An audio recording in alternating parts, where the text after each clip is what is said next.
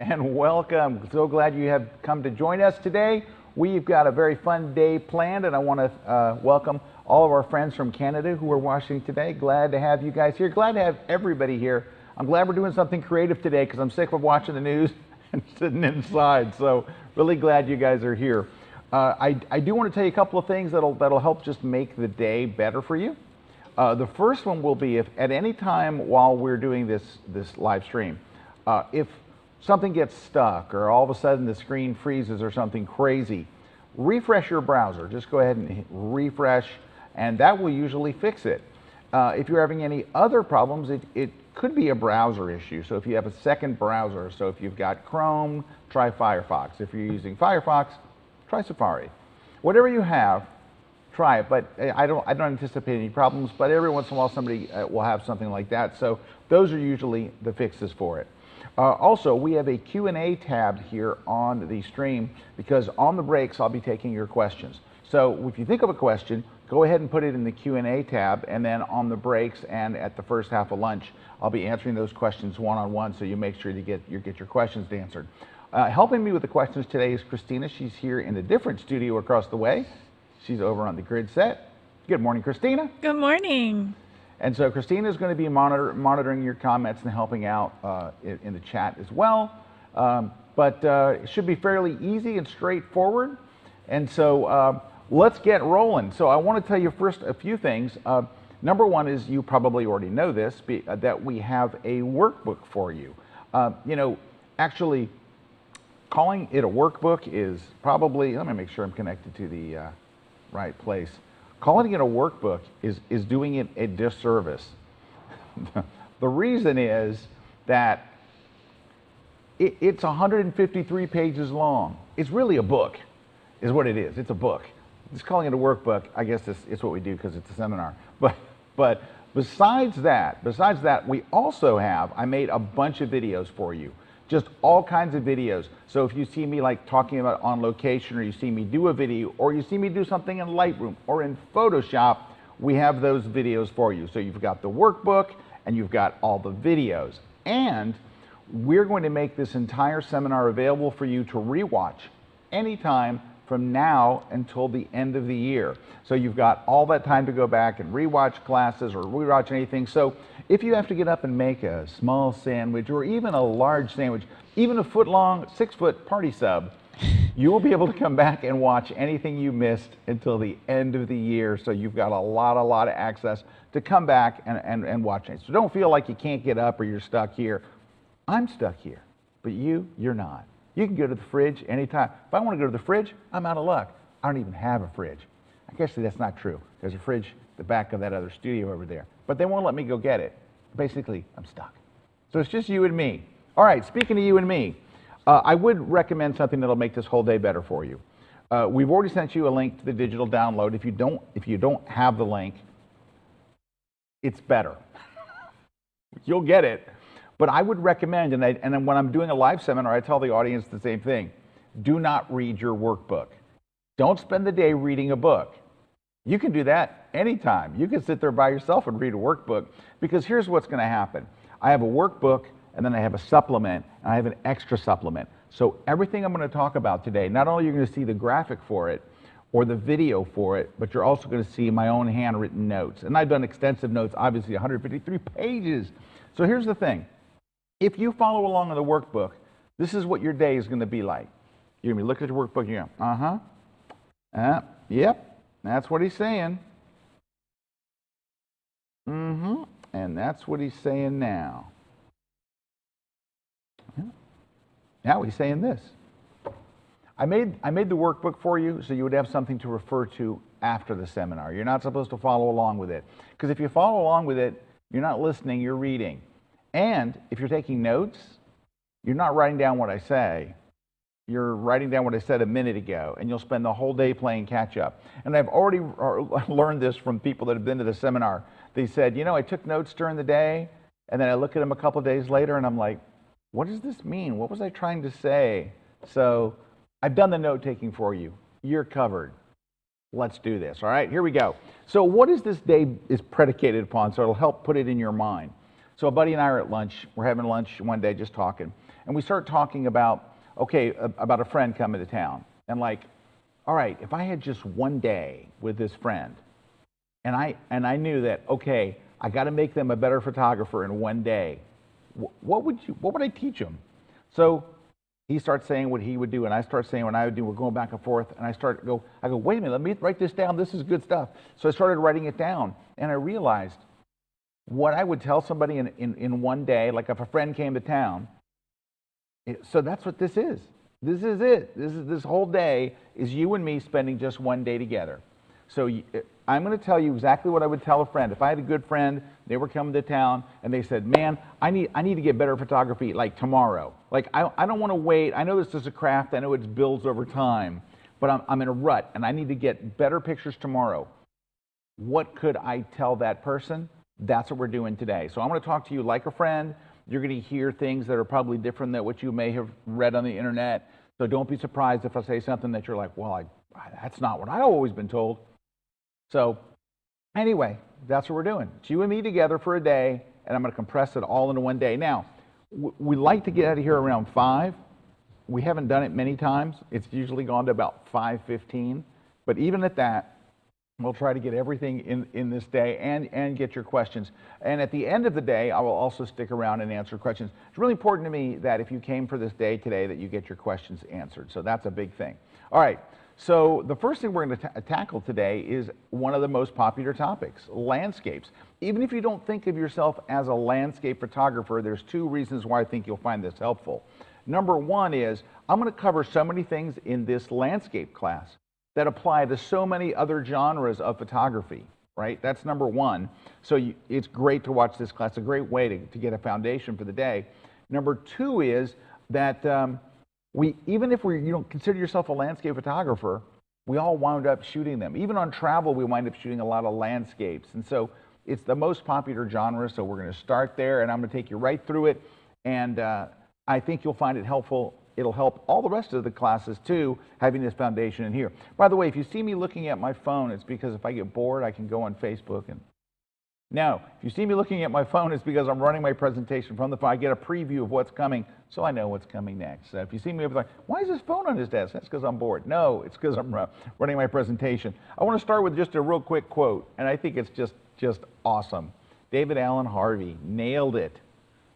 All right, so I want to help you with an issue that's burned me with landscape photography. I've been burned by this so many times. I fly out to a location, and I've done this. I've invested in the airfare and the hotel, and me and a buddy fly someplace, and we get there, we go, oh, we'll just figure this out. And we get burned, and we come back with nothing. It's happened to me more than one occasion. Why? Because I didn't do my research up front. So research is a huge, huge thing, and I can't overstate it. It's not one of those things where it's like it's kind of optional. I'm telling you what, do your research up front, and you're almost guaranteeing some degree of success. Don't do what I've done, invest all that money, and come back with literally nothing. With nothing. That's happened. So, where do I go for research? I have 2 sources. My first one is 500px.com. It is a wonderful site of photographers all over the world. You basically, and it's serious photographers, which is what I love about it. You go there, and let's say that you want to go to Mesa Arch. You go in there, go to their search, type in Mesa Arch, boom, here comes all kinds of pictures. And what's nice about these is that you can go to the site, click on a photo, it makes it bigger, but in many, many cases, there will be a map to where they shot it, or the GPS locations, or both, or they're just handwritten instructions. So sometimes you'll see a photo, and you're like, where the heck is that? And you'll click on it and say, yeah, I know this is kind of hard to find, so here's what you do. You take Route 66, you go 17 miles until you come to a old abandoned gas station. You park behind there, and you'll see a trail. Start down the trail. I left a stack of rocks. When you get to the dead squirrel, turn right. Go about 60 feet, turn left, and I put a big X in the ground. Stand right here. This is where I took the shot. So sometimes they're very, very descriptive, and you find places you'd never find any other way. So that's probably my number 1 resource. Now, the second one is one that I used to be my number 1, but it's kind of got messed up now. But it used to be so great, and that's Pinterest. So what's interesting about Pinterest is it's very different. You have individuals, right? Instead of a photographer putting up a photo, these are individuals that said, hey, here's a collection of photos that I've curated and put together. And what do you think? Here's pictures from the Grand Canyon. Well, that's great because you're seeing what other people think are great pictures of the Grand Canyon. It's already curated, like they're like mini art galleries. So why isn't this my first choice anymore? Well, unfortunately, here's what happened. Take a look. Advertising invaded Pinterest in a huge way. And even if you don't think it's an ad, about half the time it's an ad. So some of them are very obvious if it's by Home Depot or by Walmart or something, but some of them aren't. You click on it and find out, oh no, I thought it was anyway. So it's not as good as it used to be, but it is still a resource. So first shot is 500px, then I go to Pinterest, I look at those two. I've kind of given up on just doing the Google search, image search, because it's just a roll of the dice, but those two sites do have a lot of great stuff. Now, what else would I do in the form of research? Before I left, here's what I would do. You want photo pills. Let me tell you what, you take 2 of these bad boys and you will think you're Ansel Adams. No, it's not drugs. It is an app. It is the best app. You don't even need to be a landscape photographer. This is the app that you should have. It's just so good. So what Photo Pills does is everything. It shows you the time of everything that's going to happen from sunrise to sunset to twilight to blue hour to atmospheric, whatever. It's got all of that. Then it has a planner. So you can say, well, when I get there, where's the sun going to come up? Where's the sun going to go down? Where's sunrise? Where's sunset? Where's the exact location going to be? It's got all kinds of timers built in. It's got time-lapse timers. It's got long exposure timers. It has so much ridiculous stuff in it. But one thing that it has that's really, really slick is its augmented reality feature. So this thing is, yeah, when you see it, it blows your mind. But let's say, I'm going to give you an example. So a buddy of mine wanted to shoot a picture of his Tesla with the Milky Way in the background. But he doesn't know where the Milky Way is going to be in the sky. So he drives his car out in the middle of nowhere because you have to be kind of away from all kinds of lights. Or we'll talk about how to shoot the Milky Way actually later today. But anyway, drives out in the middle of nowhere. But he's like, where is the actual Milky Way going to be in the sky? This is when the augmented reality, it's the middle of the day, right? He goes and aims his iPhone in the sky, and it says, this is where the Milky Way is going to be, right here. So he moves and he parks his car right there, and then that night, sure enough, he gets a picture of his Tesla with the Milky Way in the background. Okay, don't judge. I know it's weird. It's a weird thing. I try not to. It's not what I would choose, but he did it, and I'm okay.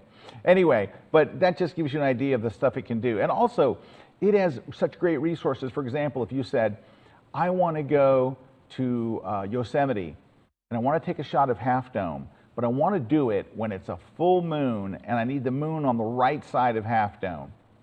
It'll tell you, oh, that happens on, July 21st at 9:45 p.m. I mean, it's amazing. It's just the best planning tool. So between those sites and Photo Pills, and by the way, I think Photo Pills is about $10. It goes on sale sometimes. It's more or it's less. It's just an awesome app. It really is. You will love it, and you will use it for so many more things than landscape, but it is like the landscape photographer's Swiss Army knife of apps. All right, let's move on. Let's get to some hardware. How about lenses? What lenses would we take? Well, I can tell you I've done the thing where I take the big bag with every lens I own in it, and I regret it the whole time. And you get decision fatigue. You get fatigue from carrying all the lenses. It's just really all not good. So let me tell you what I've got it down to. In fact, I've got this down to this pretty much throughout my whole photography. I got it down to 2 lenses. 2 lenses that are perfect for landscape photography that I can just grab these 2. I don't have to take anything else. I can take the smallest camera bag I own. All right, now, the first one I would recommend is the 16-35. Such a great lens. Now, many landscape photographers will tell you that the 24 millimeter is kind of that sweet spot, right? It's not too wide, it's not too far, the 24, and I agree, 24 is a great one for landscapes. However, if you get a 16-35, of course, there is a 24 right there in the middle, right? In fact, if you look on screen at the image I have here, you can see right there it says 24. So you have that sweet spot. But sometimes, I'm probably not going to go to 35 very often, but often I do go to 16. And so 16 works great when you want something in the foreground and you want to make something look epic and big, 16 is wonderful for that. Now, when I say 16 to 35, I'm talking on a full frame sensor. If you have a crop sensor camera, you're going to want something more like a 10 to 24 or like a 12 to 22. I mean, there's all kinds of different ranges, but look at the low number, don't look at the high number. You want like a 10 or a 12. Basically, if you're on a crop sensor, you're going to need to be wider because it's a cropped sensor. So here's the thing to know though about just super wides in general. They push the scene away. They literally take whatever's in front of you and they push it away. So mountains are further away, lakes are further away, trees are further away. So to really rock this, what you need is something strong in your foreground. You need some kind of element right up front in the front of the image, like something like this, for example. So there's this big boulder of ice. By getting down low and putting that in the foreground, it makes the boulder look bigger. It makes the scene look more epic. And here's what's interesting: that little thing of ice was about this big. It was a tiny little thing. But when you get down low with a wide angle lens, whatever's in your foreground looms large, so you get that advantage. So if you've got a piece of driftwood, or you've got some rocks or some pebbles or something, a little pond or whatever right in front of you, man, a wide angle lens down low in front of that, whoo, it's so sweet. All right, so that would be my long lens. So what would be my second one? Excuse me, that would be my wide angle lens. What would be my second one? Might surprise you, but my second choice would be a 70 to 200. And you can use this whether you're on crop sensor or full frame. It's a great lens for either one. And so why do I want a second lens? I've got wide angle, and then I've got this other. Why do I need, because I've already got this wide angle, that's what we need. Well, it looks different. A 70 to 200 has a different look because it compresses the distance between things. So you just get, first off, not just getting closer, but you get a different look. The compression of a long lens looks different. And because you have a long lens, you're going to get shots that you wouldn't get any other way. For example, I'm just driving down the road and I see these mountains and I pull off the road and I'm photographing them because I can, because I'm so close. With a 24 millimeter, they would just be too far away. I look across the street, so you can see I'm parked in the parking lot. I look across the street and I see these nice snow-covered mountains. I can get them no problem because I have a 70 to 200. This is a shot you'd walk away from. Shots like this you're just not going to get unless you have something long. So the dynamic duo of these two, a 16 to 35 and then a 70 to 200, man, have you got a great range covered. Now you might be going, wait a minute, there's a gap between 35 and 70. Well, yeah, the only range you'd be missing is that gap between 35 and 70. And what lens would that be? A 50 millimeter lens, all right? So here's the thing. You're not going to see anybody out there shooting landscapes with a 50 millimeter lens. You're going to look around, you're not going to see anybody with a 50. And if you do, that person's a loser. So, anyway, it's not a lens that you would think of for landscape. So you're missing a lens that you don't want to carry anyway, are not going to use anyway. So you can either do the 16 to 35 and then a 7200 for full frame, or you can do the 10 to 24. So you need to go wider, but you can still use the 7200 if you have a crop sensor. So the 7200 works for both. Just make sure that if you are on a crop sensor, you need to get a lens that is very wide and made for crop sensor, like a 10 to 24. All right, what else do we need? Do we need any more gear? Yeah, we need a little. But look, there are some things I'm going to tell you you're going to need to pick up today.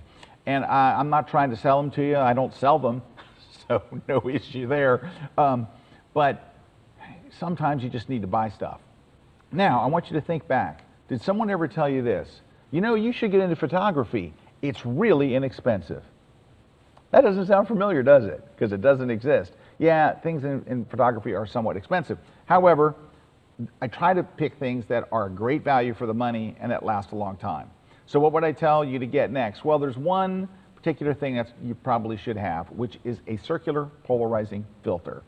And it kind of acts like the polarization of your sunglasses, and it cuts through the muck and stuff. For example, take a look at the image on the left, right? Then you add a polarizer, and you just screw it on the end of your lens, and the colors are more vivid, and the sky's bluer, and it's all good. And you're thinking to yourself, wait a minute, can't I just do that in Photoshop or Lightroom? Can I add contrast and make the sky blue? Yes, you can. Absolutely. So why are you telling me to go out and buy a filter? Because that's not what I'm telling you to buy the filter for. That's what people think of a polarizer for, to make the sky blue. But you can make the sky blue so easy in Photoshop or Lightroom, as you will see. So here's the thing. What's it really for?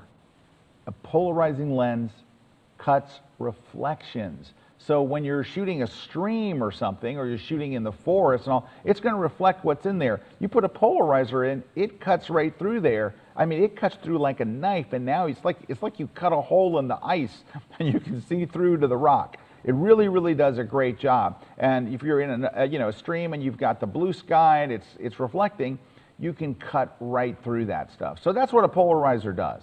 All right. So that's really all we need for accessories. We got to talk about one more accessory in a minute here, but so far that's kind of good. Okay, what are our settings? Here's what I love about the settings for landscape photography. It's going to sound crazy when I first tell you.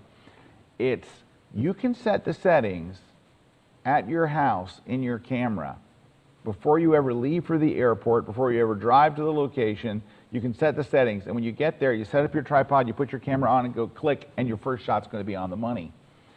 Because there's a very defined set of settings that work great for landscape. And so let's go through them, because they're very easy and simple, and it's one of the things I love about landscape photography. You don't have to mess with the settings. You set them and forget them, because they're going to be fine. All right, here we go. What is my f-stop going to be? Well, for years, people have debated it, but right now, everybody kind of seems to be settling on the ideal f-stop is right around f11. So that's what I use, f11. That is my f-stop. If I was going to shoot a landscape, I'm at my house, I'm thinking, ooh, I'm going on a landscape shoot. I'm going to set my settings now. I would set it to f11. All right? Now, here's what's nice. You don't have to go spend a bunch of money on lenses. You know why? You don't need to buy some super fast lens, because every lens that you own already has f11 on it. You don't own a lens that doesn't have f11. They already have it. So whatever lens you got, it's going to shoot at f11. All right, that's number one. But number two is, not only are fast lenses like an f2.8 expensive, and they are expensive, by the way. Let me give you an example here. Take a look at the f4. Now, I like the f4 for the 7200. If you don't own a 7200 and you're going to shoot landscapes, I would recommend the f4. Now, it's not cheap. It's $1,400, right? But let's compare that. This is the Nikon version, so the Nikon f4. Compare that to the f2.8 from Nikon. It's twice as much. It's literally twice as much. So to get one extra stop of light that you're not going to need because you're going to be at f11 anyway, it's like twice as much. It's not just the price, it's also the weight. The 7200 f4 weighs 1.9 pounds. The 7200 f2.8 weighs 3.1 pounds. And you're thinking, that's no problem, Scott. 3.1 pounds? Come on, that's nothing. It is. It's nothing at the beginning of the day. But by the end of the day, it feels like you just want to toss it off your back down the hill, because it feels so heavy by the end of the day you're done with it. All right, so we're going to be at f11. Whatever lens you already have has f11, so you don't have to worry about buying a super fast lens. Okay, what is our ISO going to be? Well, we're going to be shooting in low light situations, kind of, at times of the day where there's not a lot of light.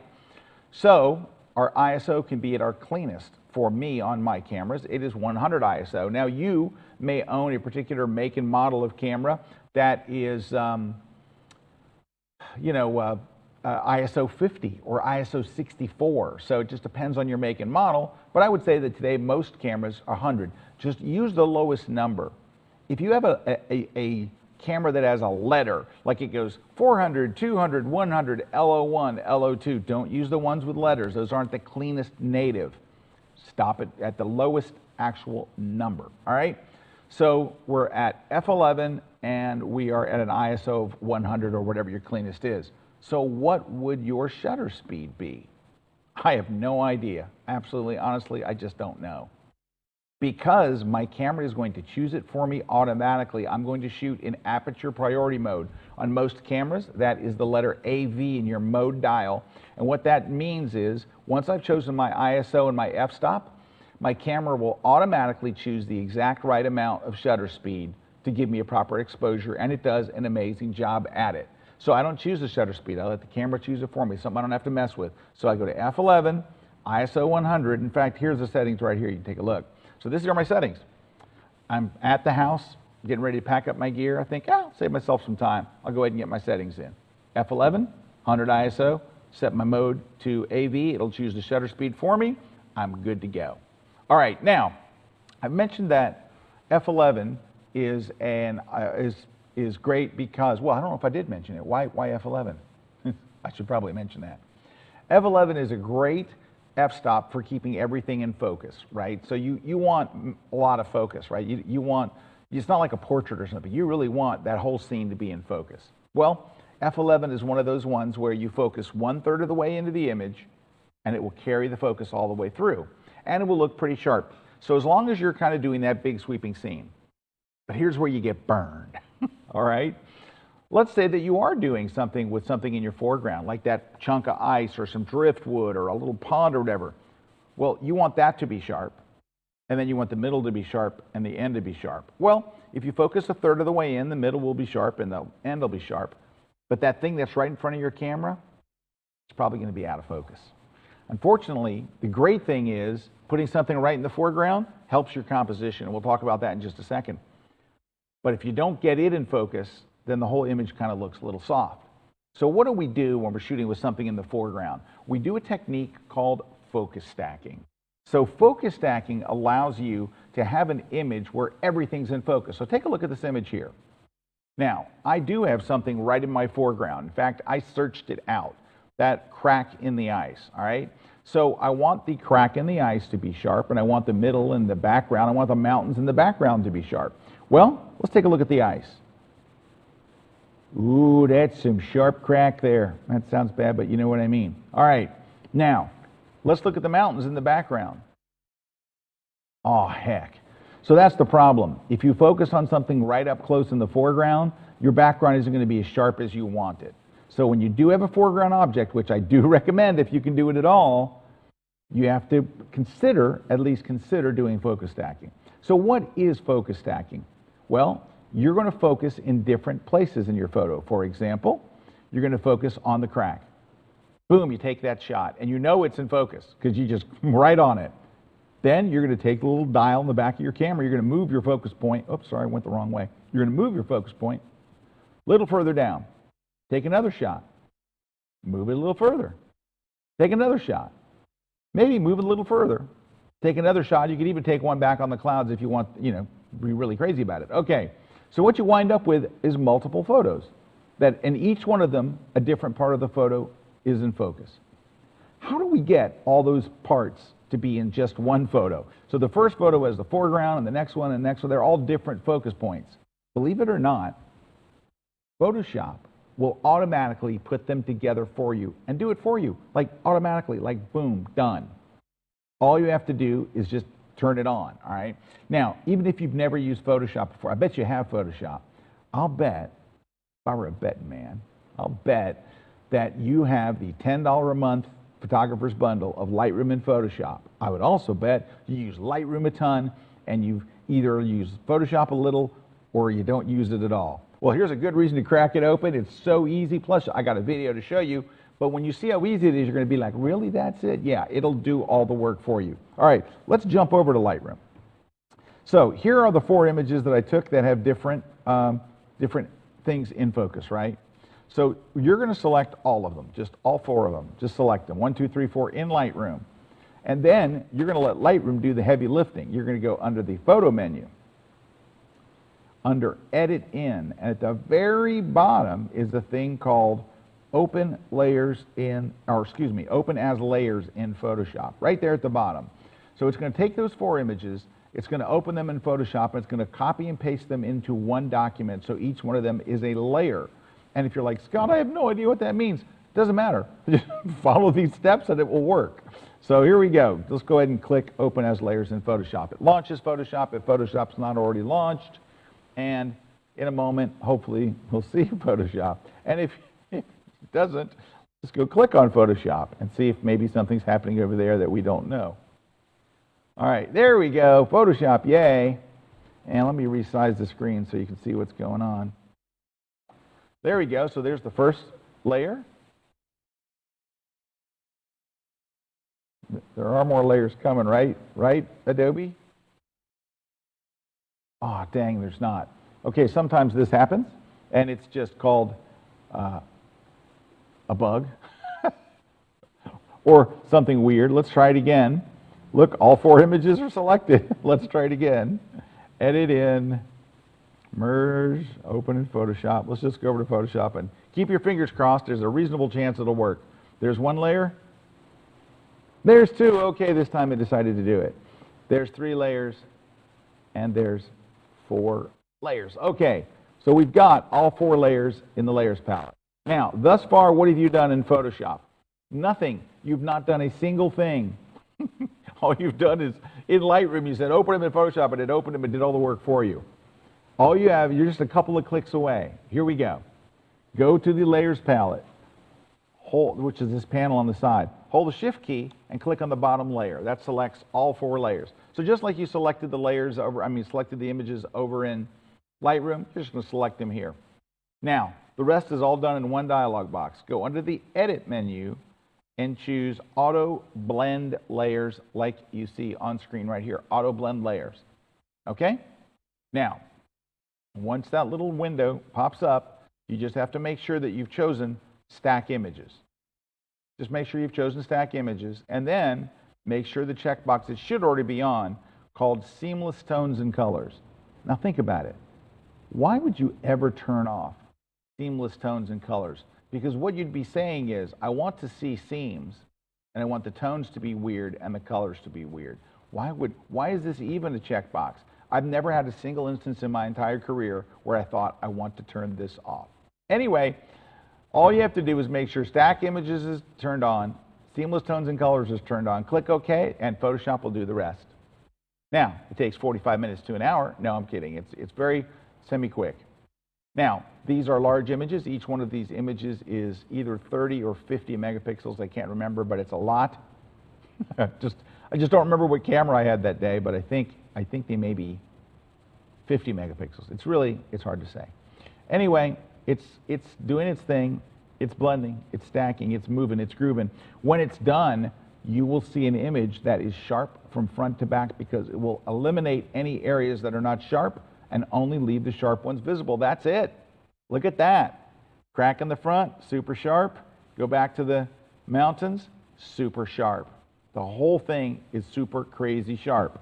And so when you're done, you can just go to this little pop-out menu up here and just choose Flatten Image, and you are back down to your original image.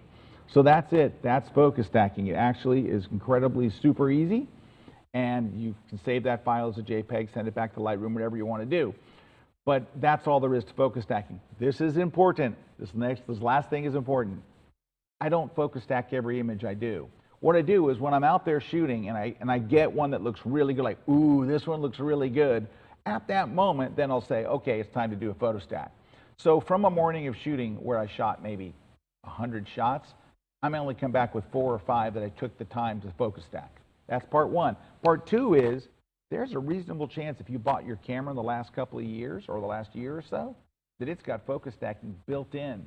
So you don't actually have to move from the first part to the second part to the third part to the fourth part.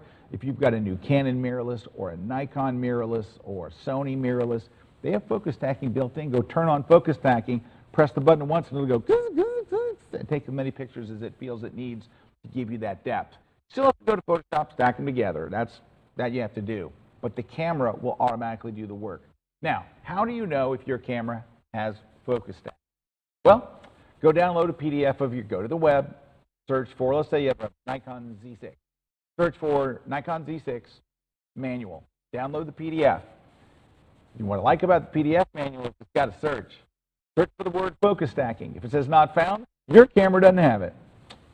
pretty much like that. Okay, let's roll on. Oh, by the way, anytime you see me doing something like this, like on the computer, I've made a video for you. So there's a bonus video for you. It's how to do your focus stacked images and stuff. All right, let's talk a little bit more about gear because there's some important stuff. All right, you already probably know you're going to have to be on a tripod like it's the landscape photographer's tool, right? So I want to give you a heads up about getting the right landscape tripod. This is not a landscape tripod because it has a center column. And what I would tell you, if you're shooting landscapes, don't take a travel tripod, and if you do, don't extend the center column. Here's why. The center column is very wobbly. I've been out shooting, and I can see the column in the wind moving. If your camera's moving, you've defeated the whole purpose of having a tripod in the first place. The tripod only does one thing. It holds your camera perfectly still, so your shots are crazy sharp. If it's moving, it's not gonna be, right? What you want is this. You actually want a tripod that has enough height that you do not need a center column. So it's going to be a larger, heavier tripod. That's what you really want because that is what will give you the sturdiness you need. Now, I will tell you this. I was out in, I think it was Montana, with a group of students, and we're all setting up our tripods, and I've seen everybody getting their stuff together, and we're all kind of chatting. It's, 5 a.m. or something. And I hear this sound. That sound was the sound of one of my students' travel tripods and all of their gear crashing over on the rocks at the top of the hill. And then we hear this. It's the sound of his tripod going over the mountain and down the rocks.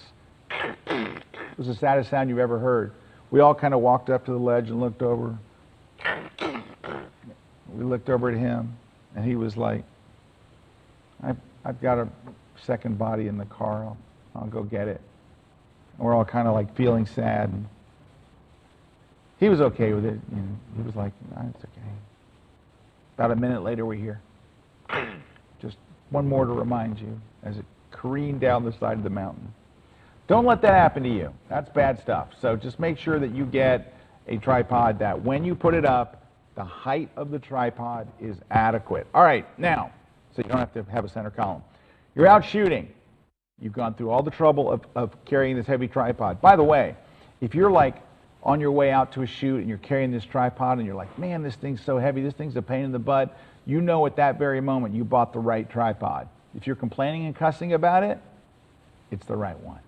All right, now, if you're going to be on a tripod, you know you can't touch your camera, right? The whole idea is I brought a tripod so there's no movement. You can't stick your big finger on it and press the shutter button because you know what this does? It moves it. Even if I just hit my laptop with my finger, even just a little, it moves it. Watch. Look. I just tap it. Look, it's just a little bit. You can see it move. Your camera's going to move. So you need to do something to make sure it doesn't. So one thing to get is cable release. Now, you can get the expensive brand name ones, or you can get, like I did, the Velo version for $8 on B&H. You can do a more expensive wireless. If you bought your camera the last couple of years, chances are it's got wireless built in.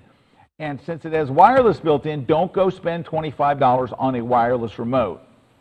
Go download the free app. All the companies make a free app that lets you fire your camera, not only just fire your camera, but change the settings, see a preview, the whole 9 yards. Go download one of these free apps, and there is your, if your camera has wireless, don't buy a wireless remote.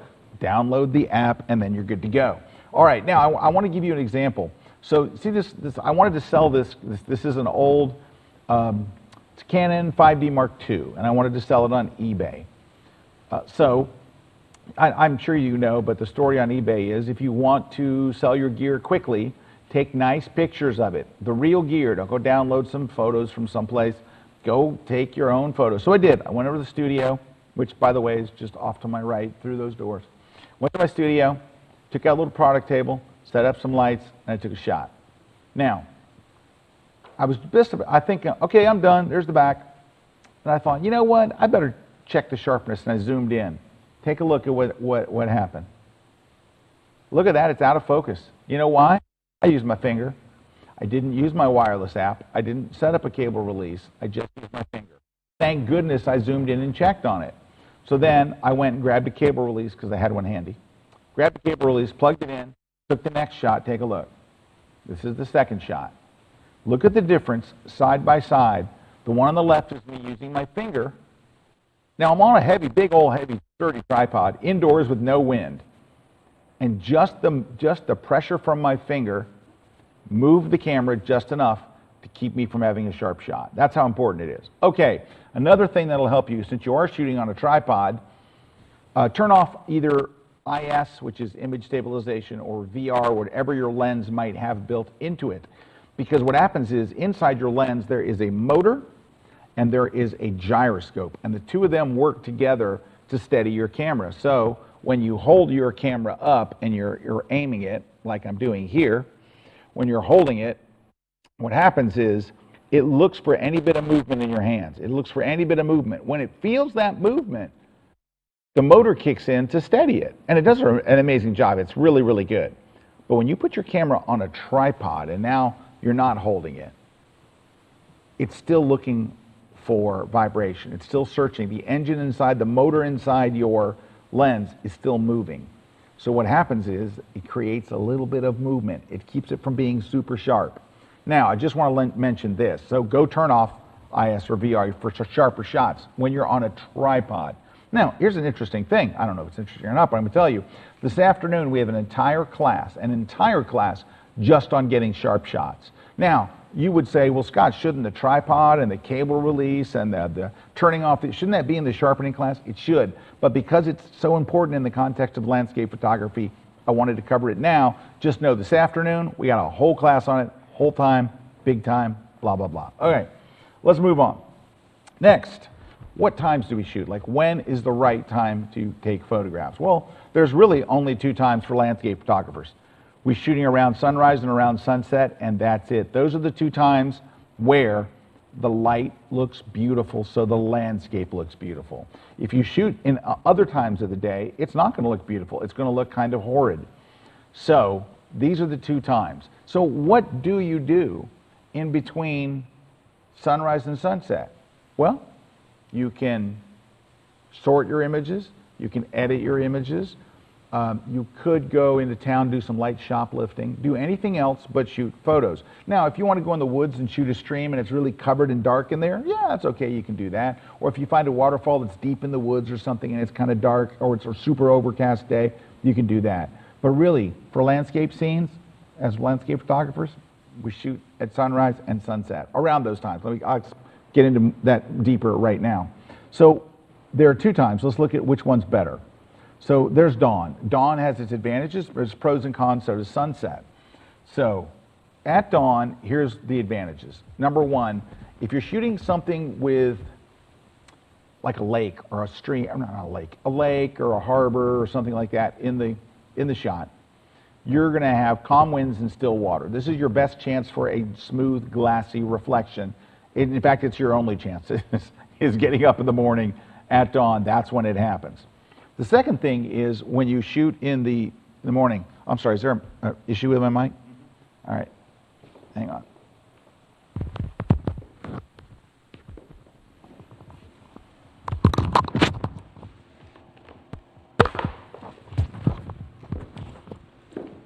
Sorry, I didn't fall asleep. We had to swap out microphones and we're having some issue with the mic, but we've got other mics and oh, here's one now. Okay, so the other thing is there's less haze and clearer air in the morning, so that's good. So the heat of the day hasn't shown up, so you're not getting heat waves and stuff like that. The other huge advantage is as soon as you're done shooting, why, the next stop is breakfast. All right, what are the downsides? Well, the downsides of shooting at dawn are plenty. Number one is you're going out to your location in the dark. So you're making your way out to where you're going to shoot and maybe even finding out where your location is in complete darkness. Because here's the thing about shooting at dawn is you don't want to shoot at dawn. You want to shoot the half hour before dawn. That half hour before dawn, the light is great. and then it gets bad, as you'll see in a moment, or we'll talk about in a moment. But anyway, you're in pitch dark. So you're going to be out there really, really early. It's going to be just solid black. Your chances of falling into a giant hole full of snakes, very large. It's probably going to happen. I would count on it. Large pit of snakes. Happens all the time. All right, next, the light gets worse and worse. So the problem is, so a half hour before sunrise, beautiful light. And then it gets really nice. And then right at sunrise, it's beautiful. 10 minutes after sunrise, it's horrible. It goes from gorgeous to bad. And then 20 minutes later, it's worse, and 30 minutes later, it's worse. So you've got that half hour before sunrise, which is still good, and then a little bit after sunrise, like maybe 10 minutes. Once the sun has cleared the mountains or whatever, it's just nasty, bright, awful sun. The shadows look bad. Everything's harsh. It goes from beautiful to bad really quickly. So your light, it's good, and then it gets worse and worse and worse. All right, next. Good chance you get fogged in. Might get fogged in. I remember being in California. A buddy of mine went shooting, scouted our location the day before, up in Monterey and Carmel along the Pacific Coast Highway. Got there that morning to shoot, got up at dawn. It was so fogged in, we didn't even open the trunk to get our gear. We just stood at the back of the car and just went, stick a fork in it, it's done. There's no shoot, because it was literally just that foggy. So your chances of getting fogged in will happen in the morning. Also, you won't know if it's a bad sunrise yet. It's pitch black outside. You don't know really what the clouds are going to do, what it's going to look like. I mean, you read the weather report the night before, but you don't really know. And then you realize it's a bad sunrise. What is a bad sunrise? A bad sunrise is when it just gets brighter outside. You don't get color. You don't have clouds. It's not beautiful. It's just dark, and then it's bright. I've had it happen many times. It's awful. All right. The other thing is you're sleepy. You're tired. Everyone's talking about coffee and about how tired they are and about, did you get a good night's sleep? I can't believe we're up this early. You're all standing around talking about coffee and stuff, and you're just not on top of your game first thing in the morning. So there's those downsides. All right, what about shooting around dusk or sunset? Like, what are the advantages? Well, first off, it's way easier scouting locations. You can see right where you're going. You can just go, yeah, here's where the path is. Look, there's a giant pit of snakes. I'm not going to step in that. I'm going to walk easily, safely around it. So it's just much easier. Chances of falling. You're not having to carry a flashlight. You're not having to wear a headpiece with a flashlight. You don't have to do any of those things that you have to do at dawn. So it's much easier scouting locations. Next, you got a longer time to shoot. So you got now you're shooting an hour before sunset. Then you're shooting right after sunset where the light gets better. And then you keep shooting and the light gets better and better and better. Like an hour after sunrise, you're still shooting, sunset, an hour after sunset, you can still be shooting in many cases. But for the first while, oh man, it's incredible. Then when the sky turns black and you think the shoot's over, don't leave, because then there's blue hour. So blue hour happens where the sky turns this magical blue, but I do have to tell you something about blue hour, and it's very true. The name blue hour is a myth. It's like a marketing term, because blue hour only lasts 15 minutes. But think about it. If they called it blue 15 minutes, people wouldn't stick around for it. If you call it blue hour, people are like, I'm going to wait for blue hour. Yeah, it's not really an hour. Also, another advantage is it's your second chance to shoot if your dawn shoot tanked. So if you got up at dawn and it was bad, or you were fogged in, or you fell in a snake pit, or you were eaten by snakes or whatever, you still have an opportunity in the afternoon to go and get another shot at sunset. The only downside that I can really come up with is that you're having a late dinner. Like the place you really wanted to go for dinner is not open. You're going to have to eat somewhere else. All right, so let's move on. I want to talk to you about panos. Panorama images are amazing. People love, love, love them. So when they see your panos, they're incredibly impressed, and they're fun to shoot, but not enough people shoot them. So I want to talk to you real quickly about how to do it. Today, it's so simple because of Lightroom and Photoshop, and they do all the work for you.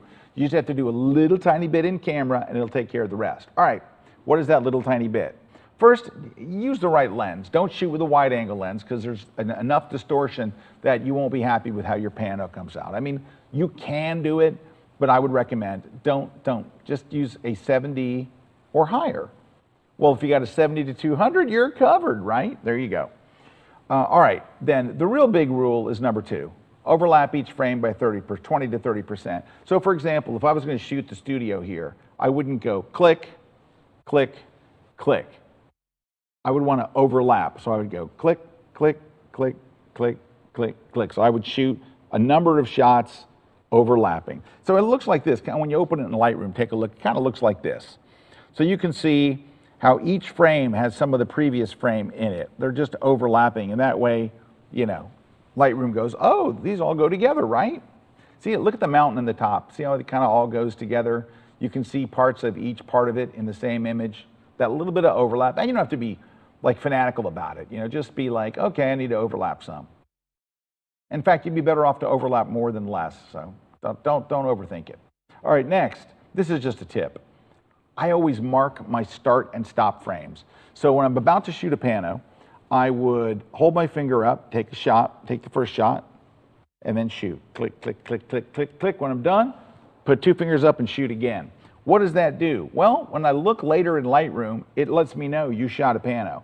Because a pano is a lot of the same image, just a little different, you might not realize you shot one. I've done it so many times I can't tell you. Before I did this trick, I would find 2 years later, I'm looking through something, I go, wait a minute, that's a pano. You don't have to do that. Put up your fingers and you'll know. So this is what it looks like when you open it in Lightroom. You'll see your fingers. If you see your fingers, here's what you know. All the stuff in between is your pano. Now, let's go and look how easy it is to create one. Let's jump over to Lightroom. And let's grab a pano. Let me go over here. We'll grab a pano. Here's one, 10 images, right? And this is like a travel pano, not a landscape one, but close enough. Okay. So what you're going to do is go into the photo menu, go to photo merge, right? So that's what this is. We're merging the photos together. And there it is, panorama, right there in the middle. You choose it, and it's going to bring up a preview window that shows you what it looks like when it stitches those 11 photos into just one long panoramic image. Now, it did a really good job. I mean, boom, boom, boom. It was handheld and everything. Still did a good job. Middle of the day, still did a good job because, you know, this is like literally a vacation pano, not a landscape. But that's the view out my hotel room window. Not a bad view, right? Okay, so there are 3 ways to get rid of this awful white border. All right, way number 1 is to choose auto crop, which just shrinks your image by cropping away all that stuff. It's a viable choice as long as it doesn't cut off the tops of your photo that are important, right? But it's viable, okay? And then there is this amazing slider called boundary warp. Watch this. This is incredible. As you drag it to the right, what? What? No. That is a miracle. I know, it's incredible. It just kind of warps the image to fill up the space, and it does an amazing job. Here's what I don't understand about boundary warp. Why isn't boundary warp a checkbox? Because I can tell you, I've never been like right here and go, okay, that doesn't look really great yet, but I want to stop. I'm going to stop right before it looks good. I've never stopped before 100. All right, so that's boundary warp. The third one is they borrowed a feature from Photoshop, that is one of Photoshop's best feature, called Content Aware Fill. It looks at the edges, and then it chooses a fill that's smart. Like, for example, it would say, okay, that's blue sky, I'll fill it with more of that. This has got some clouds, I'll fill that with clouds. This has got some trees, I'll fill that with trees. Just turn on Fill Edges. It does take just a second because it has to, you know, do its thing, but watch. Come on, that is pretty amazing. All right, so the next amazing thing is when you're done, well, let's choose Fill Edges actually. When you're done, click the Merge button, and here's what's cool. If you shot in RAW, when you were done, the result of your pano is a new image, right? It creates a new image. That image is RAW. It creates a raw Adobe DNG image. It's RAW, just like you shot it in the camera RAW, but it's one file. And anyway, oh, look, good. It's unable to merge the photos. Well, I've never seen that before. That's new and fun. I love when it happens during a class. Thanks. Thank you, Adobe. Let's try it again because I've never seen that before. I'm going to try, let's do this. Photo merge, HDR panorama. Let's try it again, but I'm going to use boundary warp instead because maybe the fill edges had some issue. Let's try merge, give it a second, and with any luck, Okay, here's the good news. That won't happen to you. I don't know why it happened to me. I think maybe my computer senses fear. It knows that hundreds of photographers are watching, and it's freaked out. It's totally freaked out. I can tell you this. It's embarrassing that it happened during a class. Why didn't that happen when I'm at home? No, it waits until we're doing a class. Thank you, Adobe. Now, I will say this. Oftentimes, if something crazy happens in Lightroom, you can just quit it. You can just quit it and then restart it. And my prediction is that when we try it again, that it will work. And if not, we're just going to roll on because we don't have another option. All right, let's just see our images. All right, they're all here. They're not no missing images or anything, all right? So we restarted Lightroom, which is usually the magic pill to fix it. We're going to hit Panorama. Panorama says, yeah, I can merge that. Let's do boundary warp. Let's hit merge. Let's wait a few seconds. Keep your fingers crossed. Nope. Just not going to do it. You know? Hey, what's that shiny object over there? Yeah, look at that. Okay, so don't worry. When you go to do that, it will not happen to you because that's just the way it works. I made a bonus video, and in the bonus video, it works. So, all right, I have two quick tips for better panos. Number one, don't use Lightroom. No, that's not the tip. All right, the tip is it's the rule of thumb trick for a handheld. So if you're doing what I was doing, like a vacation pano, there's a trick you can do. I got a tip on my hat to Serge Remeli, a buddy of mine who I learned this trick from. And it gets you around something that you might experience. You won't always experience this, but you might get the horrid bow tie effect, we call it. That's when you swivel your hips as you take this thing. And because of the swivelization, you wind up with a bow tie look. So you could crop it, but yeah, look how tight it crops it. So how do photographers get around the bow tie effect? Well, you just go buy a gimbal head, right, for panos. Like, for example, Really Right Stuff makes one for $766. No, you don't have to spend that much. Look, you can buy a used one for $599. No, you don't even have to do that. You can use the rule of thumb trick. Here's what the rule of thumb trick is. You put your thumb under the center of the lens, not under your camera body, under the center of your lens, and then you rotate your camera on it. So you use that as your tripod. You rotate the camera around the little node, that thumb is your node, and you'll be amazed at how flat your pano will come out. It won't have the bow tie effect, and you'll have to do very little. It sounds crazy. Try it once. I think you'll be surprised how well it works. All right, what's the second tip? The second tip is that you're going to want to print your canvas. I mean, you're going to want to print your panos, and canvas is the way to go. Because if you go to your lab and say, I want a 4-foot-long print that's only 12 inches high, they're going to be like, yeah, we don't have paper like that. But in canvas, they'll make it whatever size you want, and they look great on the wall. They look absolutely beautiful. So, where do you go to get your canvases made? Well, I go to two places. So, I go to a place called artisticphotocanvas.com. Super great people, super great service, amazing quality. If you're doing this for a client, like someone's hired you to do a job, this is where you go. Their stuff is amazing, and they're great, honestly. Now, they're expensive because it's top quality. It's the best there is.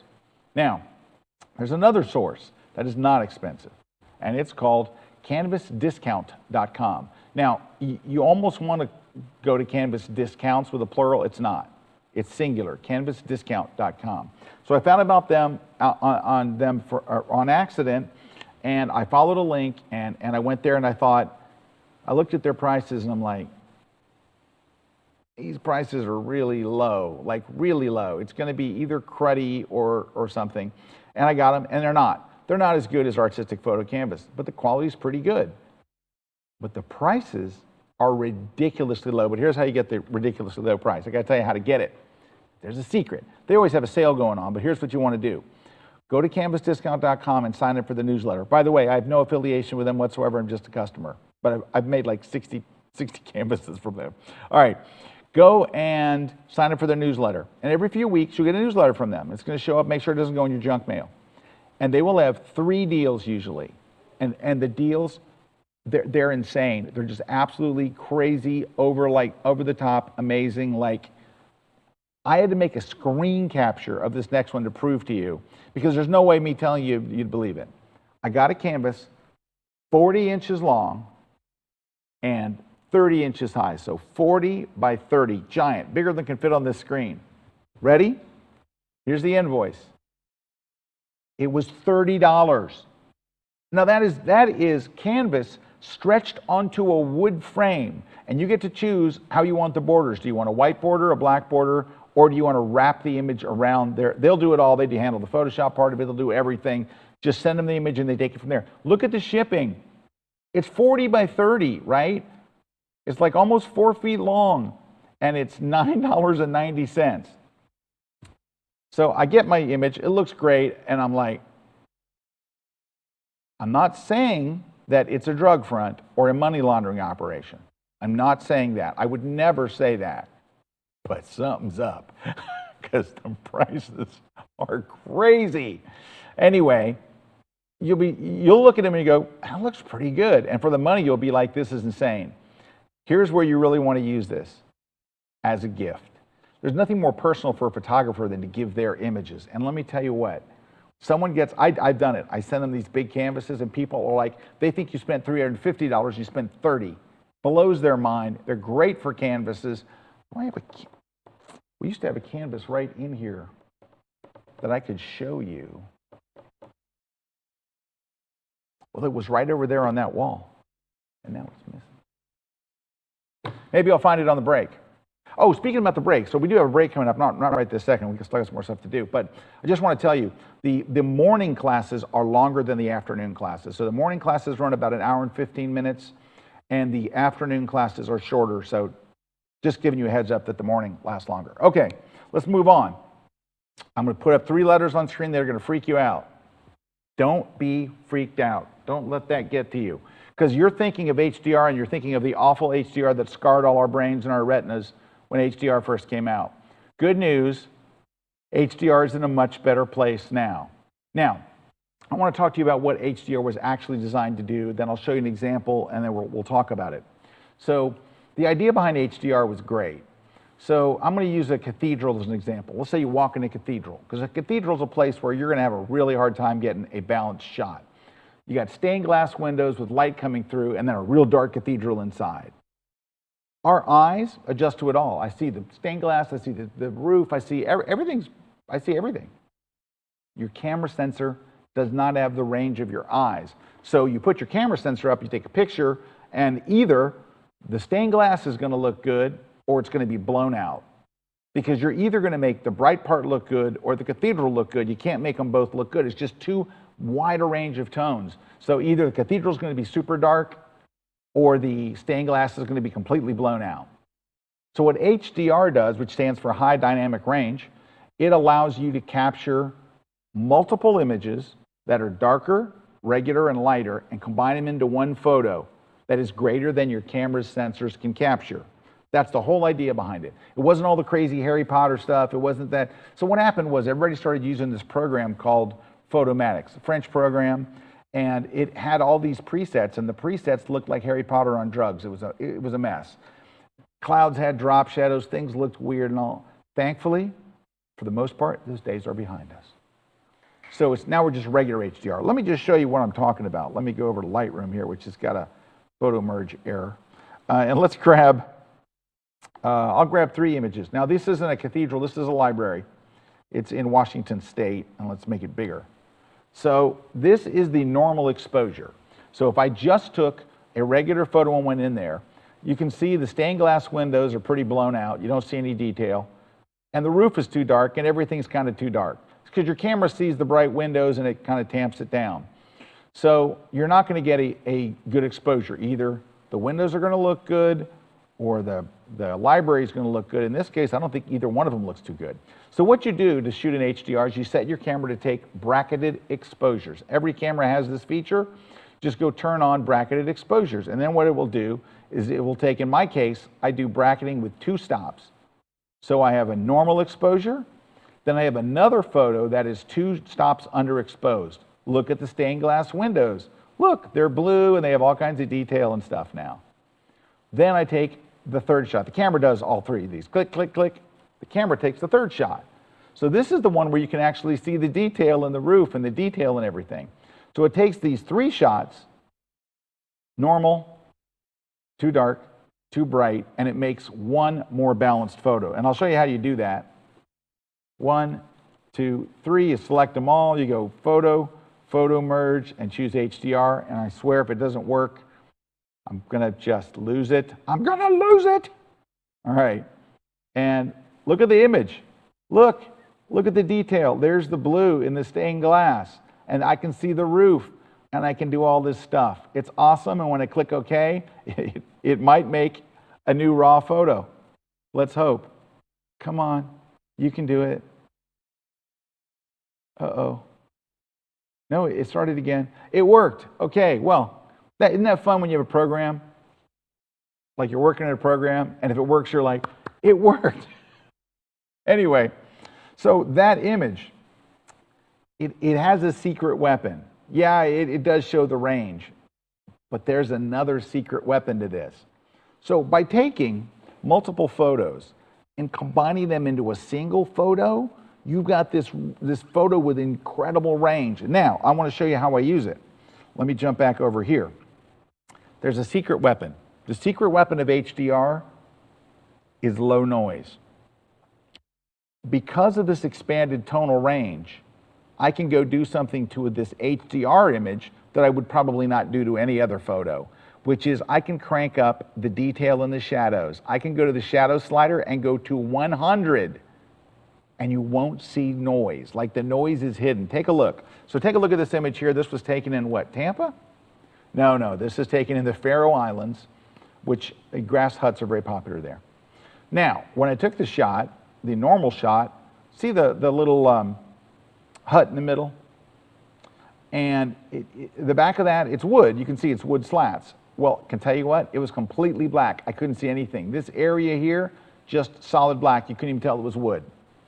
So what I'm able to do is go into Photoshop, or excuse me, Lightroom, go to the shadow slider, crank it up to 100 so you see all kinds of detail. I mean, it really made a huge difference, but you wouldn't normally do that because of the noise, because the noise hides in the shadows. When you open up the shadows, you see the noise. Look at this. On the left is the normal image with the shadows opened up. You can see all kinds of noise. Now, I'm going to zoom into 800%. It's going to look cruddy. But look at the difference in noise. It's night and day. The noise on the left, it looks like it's raining noise. And on the right, you can barely see it at all. Yeah, it's pixelated. It's 800%. But you get the idea.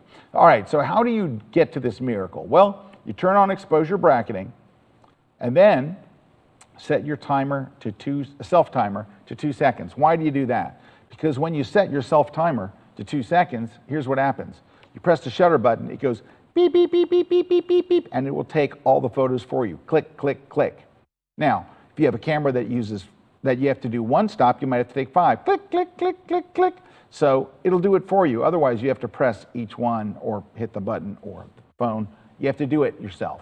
Then here's what it looks like. I made a video for you. It's not a very exciting video, shot on a rainy day, but you'll see the shutter open. You'll see the little red light blink for the self-timer, and then you'll see it take 3 photos. Take a look. And then it took all 3. Boom, boom, boom. Here it is again. Red light, self-timer, click, click, click. That's it. Now you're wondering, Scott, did you post that stupid video online? Yeah, I did. But I did make a bonus video on how to create HDRs as well, so you've got that as well. All right, let's talk about long exposures, another important part of landscape photography. Now, I know what you're thinking. Long exposures, that's for waterfalls, right? Well, yeah, you can use it on waterfalls, and we definitely do. But there's more to it, not just for landscapes, but I got some tricks that I'll show you this afternoon on other ways to use long exposures that will blow your mind. But until then, let's just talk about it in the context of landscape photography. All right, so the whole idea behind long exposure is to literally keep your shutter open long while something's still and something's moving. Like, look on screen. You've got the rocks are still, but then the water's moving. While the water's moving, it makes it look really silky. So the image on the left is without an ND filter, a neutral density filter. A neutral density filter is just a dark filter. It literally just it fools your camera into keeping the shutter open longer. Now, you buy them in densities of how dark they are. So what I would tell a friend is, look, if you should definitely have a neutral density filter, but really get two. Why? Because we're loose with money. No, because this will make a difference. A 3-stop is for when you don't need it to go that long. Like you don't need a 14-minute exposure, you need to go 7 seconds or 9 seconds, or like a waterfall. But there are times where you're going to want to go a really long exposure, and that's when you use the 10. And if you want a super long, which I've done, you'll screw the 3 on top of the 10 and put both of them on your camera for a 13 stop, and it'll stay open for a long, long time. All right, so how do you do a long exposure once you own one of these ND filters? By the way, the ones that I use are the company that you see on screen there, Haida, H-A-I-D-A, and they are wonderful in that they hold the color. Like a lot of people do black and white NDs because the color is so funky after you put an ND filter on. Not these Haida. They're brilliant. I love them. And they are literally half price. They're like half the price of the popular brand that everybody uses. I'm not going to trash the popular brand. I'm not going to tell you who they are, but I'll just say this, half price. I think better quality. I think much better quality, but that's just me. Anyway, moving right along, how do you do a neutral density shot? Well, it's different for mirrorless cameras than it is for DSLRs. It's actually much easier for a mirrorless. So here's how it works. Step 1 is you need to go ahead and set your shutter, you need to set your focus first. That's the first thing you need to do. Now, you don't have to do that if you have a mirrorless camera. You can skip that step. Number 2, once you have your focus, you need to switch your lens to manual focus. So the little switch on the side of your lens, switch it to manual so your focus doesn't change later. Again, if you have a mirrorless camera, just skip that. All right, here's where the mirrorless people kick in. Now you put your ND filter on. So DSLR users, you have to get your focus first. Mirrorless, you can start here. This is your step 1. Now, cameras, for some crazy reason, by default, will only let you take an exposure that's 30 seconds in length. It's just their weird thing. So if you want to shoot a longer exposure than 30 seconds, you have to switch to a different mode. The mode is called bulb mode. So if you wind up having to do more than 30 seconds, you'll have to switch to bulb mode. All right, now here's this next one is the thing that burns a lot of people. Like they get bad looking, horrible looking long exposures because they didn't do this next step. They didn't cover their viewfinder. They didn't cover their viewfinder on a DSLR, and light leaks in, and it ruins. The light leaks in through the back and ruins the shot. You get this big weird light thing. It's awful. Now, so you have to cover your viewfinder. You can cover it with a piece of gaffer's tape. You can cover it with whatever you've got to cover it. But if you are a Canon user, this is weird. I'm telling you that now, it's weird. The weirdest tip you're going to learn all day. If you're a Canon shooter, on your camera strap itself is a little piece of rubber, and you've always wondered all these years, what's that for? Because it doesn't say anything on it. There's no words written on it. That is a viewfinder cover, and I'll show you how to use it in just a second. But if you're a Canon shooter, on your Canon camera strap is a viewfinder cover for this exact reason. All right, so once you've got your camera focused and it's on a tripod and you've covered your viewfinder, what next? You need to figure out, how long do I keep my shutter open? It is a mathematical equation, but it's not one that you have to do because you can go get an app. I hate doing math, so I use the ND timer, which is 99 cents for the iPhone, or you can get the free ND filter timer for Android. Now, if you bought the PhotoPills app, it already has one built in. You don't even need to buy one of these. If you have PhotoPills, you're set. Okay. What it does is this. You set your shutter speed, like you look through the camera before you put the filter on and you say, what's my shutter speed if I was going to take a regular photo? Let's say it's 1/125th of a second. You enter that in the ND timer app or PhotoPills, whatever you got. Tell it how many stop filter. It'll tell you exactly how long to leave it open. You'll see this in just a second. Next, Put your cable release into the lock position because it's going to be open for maybe a minute, 2 minutes, 5 minutes. I've had them as long as 14 minutes. So you press the shutter button, lock it into position so you can let go of that. You don't have to sit there and hold it. And then you just wait. You just wait for it to happen. You wait that time. All right, I made a video for you that actually shows you the entire process from beginning to end. And hopefully you'll hear the audio. Let me make sure that my audio is up and nice and loud for you. And we will give it a shot. So here we go. Here's the video.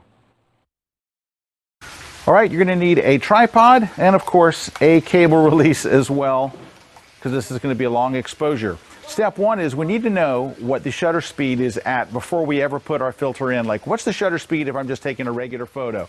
So I can look, I'm at f11 at 100 ISO, so it's our cleanest ISO. I got a f-stop that'll leave everything in focus, and it's telling me 1/125th of a second.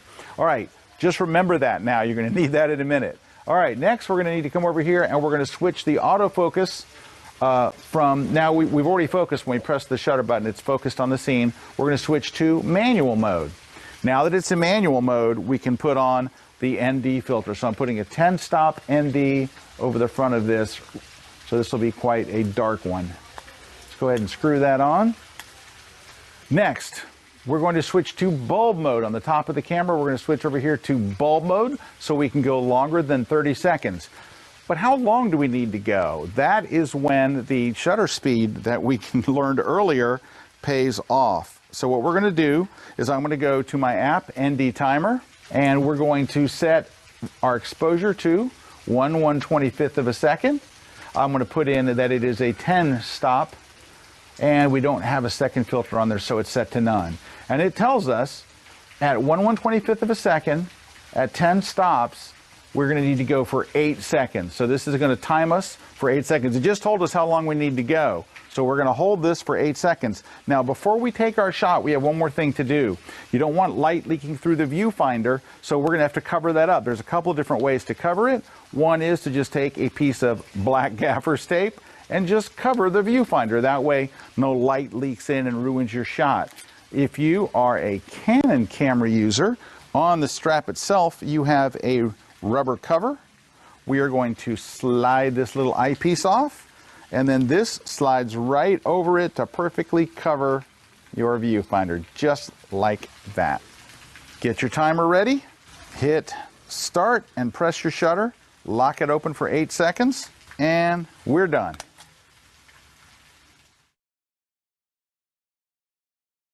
Okay, so that's it. Pretty easy stuff. It's kind of what I described, but I thought it would be better if you saw the video. And yes, I have that video for you as well. Just remember that if you're a mirrorless user, you don't have to jump through all of those covering the viewfinder hoops and all that pre-focusing and all. The mirrorless, it's much easier because it uses an entirely different technology. All right, I do have 2 tips though for better long exposures.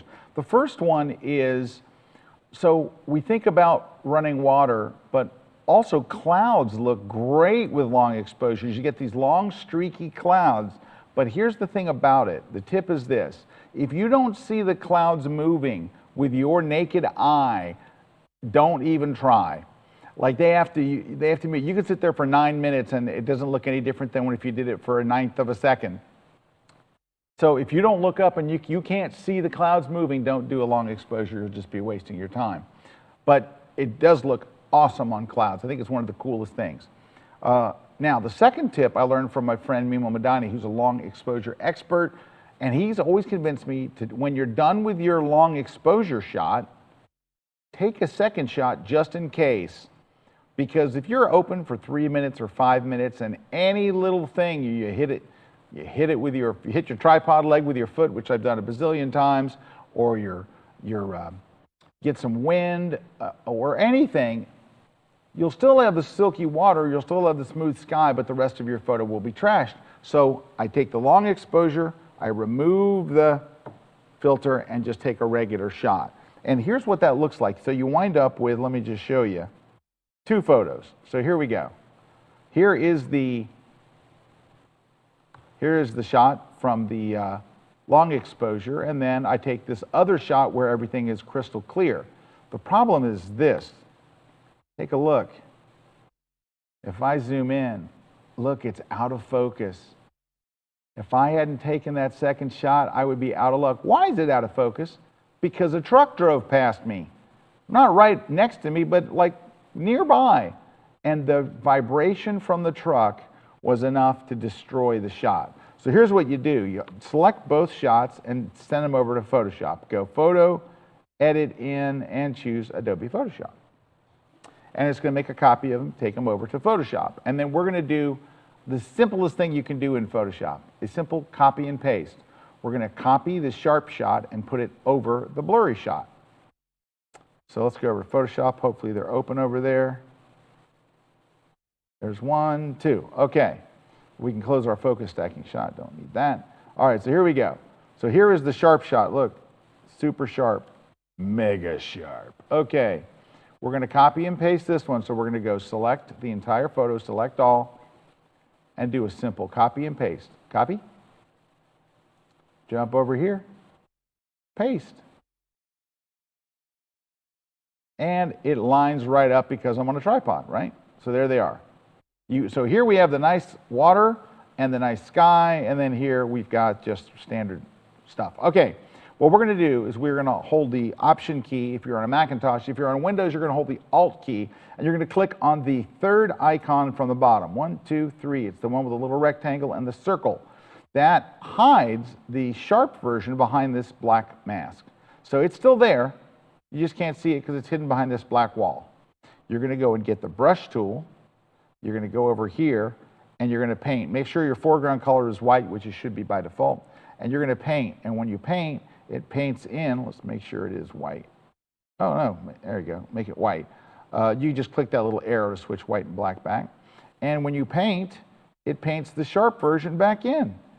So you can paint in the super sharp version, and you still keep the nice clouds. Now, if you make a mistake, and I'll show you what I mean.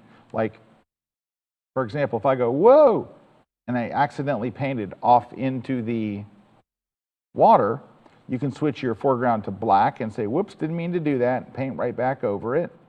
Then switch to white, and you're painting the nice, sharp version of this in here. I think my brush is a little too hard. There we go. I want it to be all the way soft. There we go. And that way you can get a little better shot. There we go. So that's how you wind up having the best of both worlds. You've taken the sharp shot, and just a little tip that you might want to keep in mind, it saved me more than once. All right. And if you were wondering, yes, of course, oops, I made a bonus video. Hey, speaking of bonus videos, I misstated something at the very beginning of this class. I said that the videos would be up until the end of the year. So that was me thinking from our Lightroom conference. So we did a 2-day Lightroom conference, and for that, we left those up to the end of the year. For this seminar, we leave those up for 30 days. So it's 30 days from today they leave it up. Just wanted to clarify since I was totally wrong. All right, let's move on, shall we? All right, let's a couple composition things. And I know we're kind of a little over time, so we're going to zip through these, but it's 5 tips for better compositions, but they're quick and easy. Number 1 is, man, clouds are king, and it plays big time into everything. Clouds are probably one of the most important aspects of landscape photography. Take a look. So here is a morning with no clouds, and here's the same location with the actual clouds that were there. Look at that. Look at the difference between this shot, which is one that you probably wouldn't show anybody, and then the actual shot with the clouds. It's night and day. You can't compare the two. I mean, it holds the color, it adds interest, and people love clouds. We just love, as a human race, we just love clouds. So clouds are king, and if you wind up with a cloudless sky, you're going to wind up with an image you're probably not going to be real proud of. So that's the unfortunate thing, is that we don't have control over that. A great quote here from Leonard Masson, French photographer. The sky is the key to the landscape, and man, he is on the money. All right, and one of the reasons why it's so important is because it affects our composition. It affects the position of the horizon line. How is that? Well, we use the rule of thirds as a basic compositional rule, and if you're not familiar with the rule of thirds, here it is in 25 seconds. You're looking through your viewfinder. You mentally divide your image into thirds. Now, there are viewfinders that actually have a viewfinder grid with that. You can turn it on in your viewfinder. And the idea is this: you put interesting things where those lines intersect. So you don't put stuff in the middle. The middle's boring. To make a more dynamic photo, you would put it where the lines intersect, like you notice I did over here with this rock in the foreground. Okay? Now, how does that affect the horizon line? Well, here's what it is. It's in thirds, right? What we do is we look at the image and we decide which is more interesting, the sky or the foreground. Well, in this case, the sky is pretty nothing. There's just a couple little clouds. It's kind of just blue nothing. So we put the horizon line in the top third. We move the horizon line up to show less of the sky and more of the foreground. The reflection here is much more interesting, I think, than the sky, so we show more of the reflection, right? Look where the horizon line is, way up in the top third. What if you have an amazing sky, but the foreground's kind of boring? Then you show more of the sky. So you would divide it into thirds. Look where the horizon line is, way down in the lower bottom, lower third. Not right exactly like on the line of the third, but in the bottom third of the photo. That way you're focused on the really great stuff and not the lame stuff. So basically the rule is this: when you're composing your photo, hide the boring third. Look at this shot here. There's nothing in the sky. So we don't show very much of the sky. But if it's a really cool sky, we show a lot of sky. If we have great clouds, that's what we focus on. People love clouds. All right. Also, compositionally, for you to have a successful image, it's got to have a clear, definable subject. You have to be able to look at it and know exactly what it is. If someone looks at your photo and says, "Oh, that's nice. What is it?" You know right then that photo's failed. All right, next. This is a compositional concept called using negative space, right? So negative space is where you intentionally leave a big part of the image empty so it draws your eyes directly to the object, all right? So that's the thing. It is a very, very powerful compositional tool. And same thing here. We're drawing our eyes right over there like that. We have a mountain sticking up through the clouds, and we leave all that negative space, and it draws your eyes. Another compositional tool is to create layers within your image. So you start with something right up front. So in this case, my foreground image is this little crack in the ice. And then you want to create depth, to have a middle ground and then something in the background. That whole thing leads you right into the image. So if you want your images to have more depth, put something in the foreground. Most shots, people have the middle ground and the background, or just the background, and they're missing that foreground. That foreground is very important. And it also helps to lead the viewer's eyes. Anytime that you can lead the viewer's eye into the image, it draws them into the landscape. So for example, I'm out here on the ice and I'm walking around literally trying to find a crack that is going in the direction of the mountain I want to shoot. So I finally find a crack. There's cracks in the ice going everywhere, but I wanted one that's aiming at the mountain. So that way the crack in the ice leads your eyes. This is a behind the scenes shot. But anything that you can do to lead the viewer's eye, like we're going this way, go into the image, it really does make a big difference. Just leading their eye in there creates a sense of depth, and it just gives your shot a more storytelling, epic type of look. All right, let's wrap up with some editing tips. I got 3 tips for better post-processing with landscapes. Number 1, we got to learn how to deal with glows. So when you post-process in an image, any natural glows that were there are going to be enhanced, but you can also create glows just by editing your image, adding a lot of contrast and clarity and stuff like that. It creates a glow. And what do I mean by that? Let me show you. Let's go look at a glowy image. Like for example, look at this image right here. See the glow? See, I see this all the time, a little white glow, and it looks like you took a white magic marker and traced the edge of your image. Right? Look over here. Look how bad that is. You got to get rid of those glows. How do we do it? So easy. It's a great trick. We're going to jump over to Photoshop for it. And even if you've never used Photoshop before, you'll be able to do this first time. You're going to use the clone stamp tool. How long has the clone stamp tool been in Photoshop? 30 years. So it's been there a while. it was in Photoshop 1.0. What the clone stamp tool does, looks like a little stamp, a rubber stamp. Here's what it does. First, let me show you what it does, and it'll help you to understand it better. It clones stuff. So if you said, I want another rock, you would hold the Option key on Mac or the Alt key on Windows and click on the rock. Then move someplace else and build yourself another rock. That's just, it makes a copy. All right, it clones. So you can clone anything. I want this sunrise over here. It clones. So here's what you're going to do. You're going to zoom in tight. We're going to find some of that awful glow. Make our brush a lot smaller. There we go. Now, here's the whole trick. The trick is this. Before you use this tool, you're going to go up to the options bar up top, right along the top. And you see where it says normal? You're simply going to do this, change it to darken. That's it. What does that do?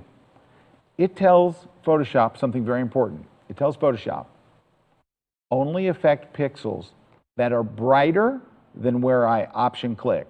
So you sample that area like I did on the rock.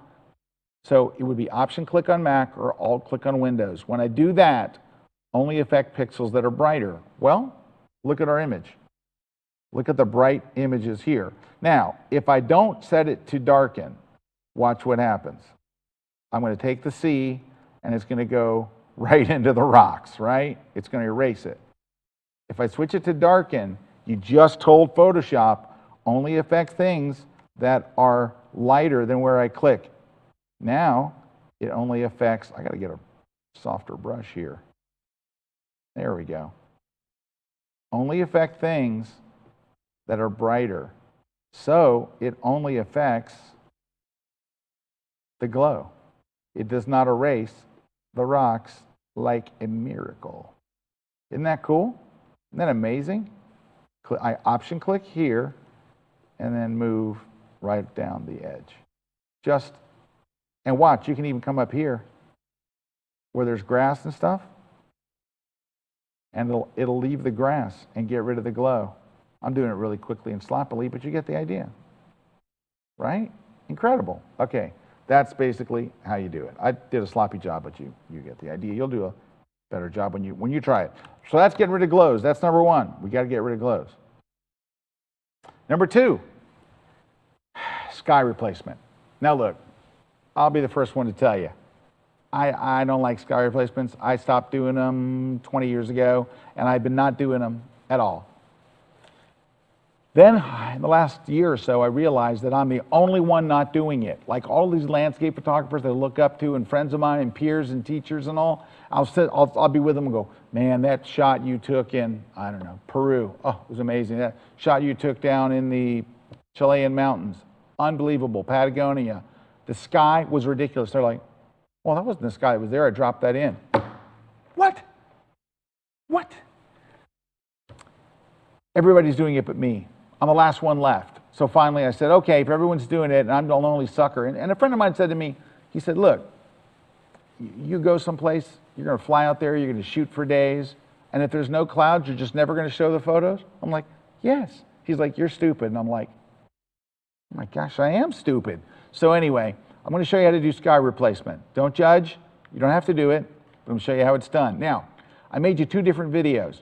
One, I go through every type of way to do sky replacement. The second one, I show you an easier, faster way, and that's what I'm going to teach you here.